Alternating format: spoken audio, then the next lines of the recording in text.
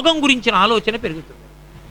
కాబట్టి అటువంటి స్థితిని పొందిన వాడెవరో వాడు మహానుభావుడు, వాడు వానరుడు. వానరుడు సుందరుడు. సుందరకాండలో సుందరుడు అన్న మాటకు అర్థం నేను మీతో మనవి చేసే, సుందరుడు అంటే బాహ్యంలో సౌందర్యం కాదు, ఎవడు ఈశ్వరోపాసన చేసి ఉన్నాడో వాడు సుందరుడు. మీరు చూడండి, ఆయన బాహ్యంలో అందంగా లేకపోవచ్చు, కానీ ఆయన పరమభక్తి తత్పరుడు అనుకోండి. ఆయన ఉన్న చోట ఒక రక్షణ ఉంటుంది, ఆయన ఉన్న చోట ఒక భద్రత ఉంటుంది. ఆయన్ని చూసేటప్పటికీ మా తండ్రి, మా అన్న భావనతో అందరూ స్వస్థత పొందుతారు. అది సౌందర్యము చేత కాదు, ఆయన యొక్క సౌశీల్యము చేత.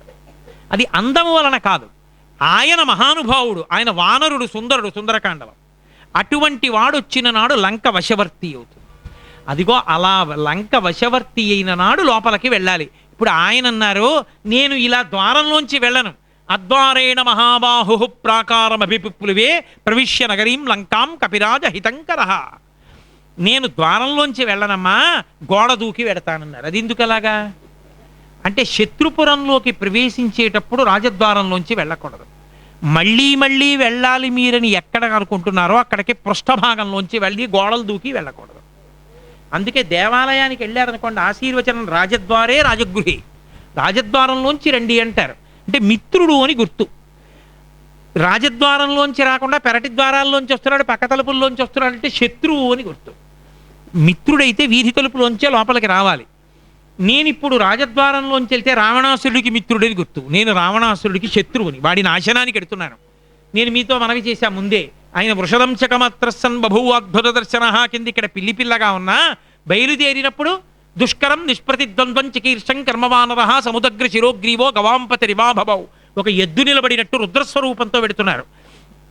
కాబట్టి ఆయన తేజస్సుకి లంక మాడి మసి అయిపోతుంది. కాబట్టి ఇప్పుడు ఆయన వెళ్ళేటప్పుడు ద్వారంలోంచి వెళ్ళి మిత్రత్వాన్ని ఎలా ప్రదర్శిస్తారు? శత్రుత్వాన్ని ప్రదర్శించాలి. లంక నాశనానికి ఆయన కారణం అవుతారు. అందుకని అద్వారేణ మహాబాహు ప్రాకారమభిపుప్లువే ప్రవిశ్య నగరీం లంకాం కపిరాజ హితంకర. అసలు దానికి వేరొక గొప్ప రహస్యం ఇంకొకటి ఉంది. మనకి 9 ద్వారములు ఉంటాయి. 2 కళ్ళు, 2 ముక్కులు, 2 చెవులు 6, నోరు 7, మలద్వారం 8, మూత్రద్వారము 9. నిజానికి 11 ద్వారములు.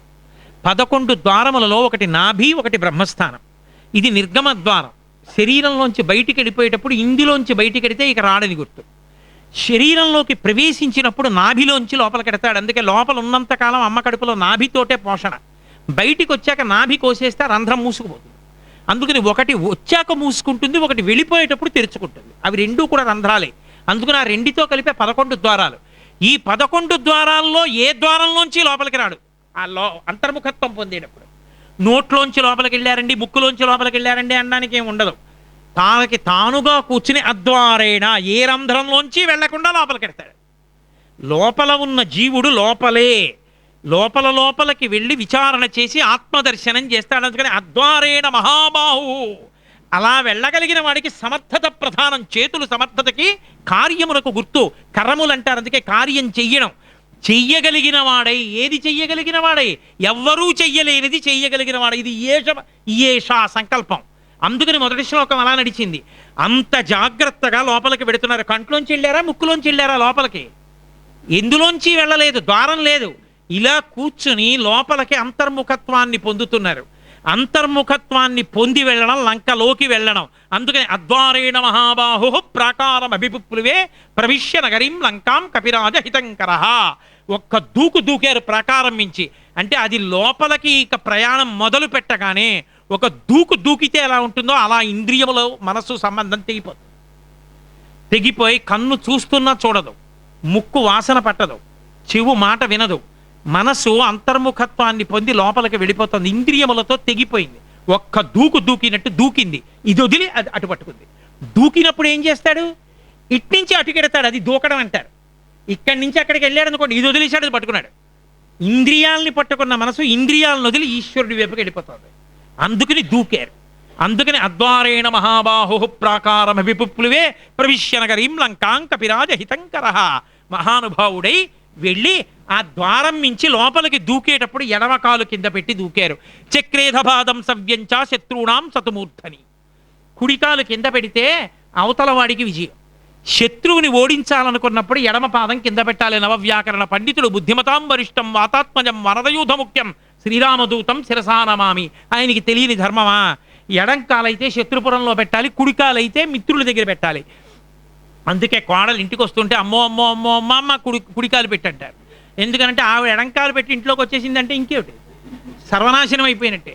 అందుకని ఒకవేళ ఆవిడికి తెలియకపోయినా అత్తగారే అమ్మ అది కుడికాలు అది కుడికాలు అది కుడికాలు అని చెప్పి కుడికాలు పెట్టించుకుంటుంది. కుడికాలు పెడితే మిత్రత్వం, ఎడంకాలు పెడితే శత్రుత్వం. అందుకని ఎడంకాలు లంకాపట్టణంలో పెడుతూ దూకేరైన. ఆ కారణం చేత మహానుభావుడై బుద్ధిమంతుడై ఆయన విజయం సాధిస్తారనడానికి కావలసినటువంటి సమస్త లక్షణములతో లంకాపట్టణ ప్రవేశం చేసి పరమ సంతోషంతో లంకని తన అధీనంలోకి తెచ్చుకుని అన్వేషణమును ప్రారంభిస్తున్నారు.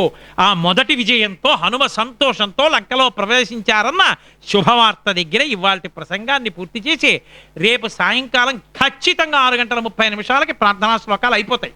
ఎందుకంటే రేపు పరమపావనమైన ఘట్టానికి నేను చేరిపోవాలి. రేపు సీతాదర్శనం. సీతాదర్శనం అంటే సుందరకాండలో సిద్ధి సర్గ అంటారు. అదొక్కటి విన్నా సరే సుందరకాండ అంతా విన్నట్టే. అంత గొప్ప సర్గలు, ఇన్ని సర్గలో నడిచి సీతమ్మ తల్లి దర్శనానికి వెళ్ళాలి. కాబట్టి రేపు ఖచ్చితంగా 6:30 ప్రార్థనా శ్లోకాలు కూడా అయిపోతాయి. కాబట్టి రేపు దయచేసి మీ అందరూ కూడా అది విందామనుకుని అందుకు మీకు అవకాశం ఉన్నవాళ్ళు తొందరగా వచ్చేసి కూర్చోవలసిందిగా ప్రార్థన చేస్తూ మంగళాశాసన పరై మదాచార్య పురోగమై సర్వైశ్చ పూర్వైరాచార్యై సత్కృతాయాస్తు మంగళం. మంగళం కోసలేంద్రాయ మహనీయ గుణాత్మనే చక్రవర్తి తనూజాయ సార్వభౌమాయ మంగళం. ఉమాకాంతాయ కాంతాయ కామితార్థప్రదాయినే శ్రీగిరీశాయ దేవాయ మలినాథాయ మంగళం. కరచరణకృతం వా కర్మవాక్కాయజం వా శ్రవణనైనజం వా మానసం వాపరాధం విహితం వా సర్వమేత్తక్షమస్వ శివ శివ కరుణాబ్ధే శ్రీ మహాదేవ శంభో. సర్వం శ్రీ ఉమామహేశ్వర పరబ్రహ్మార్పణమస్తు. స్వస్తి.